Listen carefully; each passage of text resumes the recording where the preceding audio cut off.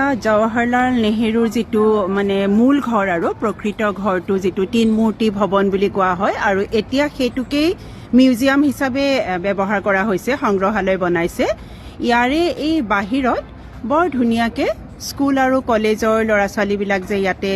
Visit কৰিবলৈ আহে তেওঁলোকে ইমান ধুনীয়াকে ইয়াতে বাৰ্তাবিলাক লিখি থৈছে আৰু যেটো হিচাপত থৈছে তাৰমানে সেই থোৱাৰ ধৰণটো যেটো আৰ্টিষ্টিকেলি থৈছে কলাসন্মতভাৱে সেই বস্তুটো মানে খুব ভাল লাগিলে আৰু এয়া তিন মূৰ্তি ভৱন আৰু এয়া জৱাহৰলাল নেহেৰুৰ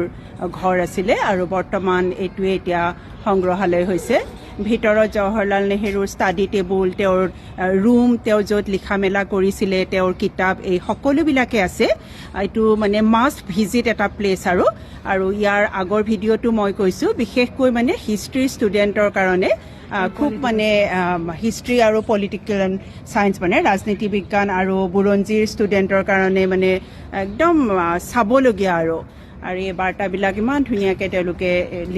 ৰাখি থৈছে পুৰণি ফটোত এইবিলাক দি থৈছে একদম মানে ৰেয়াৰ ফটোগ্ৰাফ আৰু এইবিলাক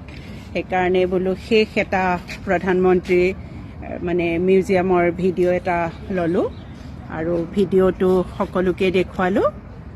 Thank you for watching my video.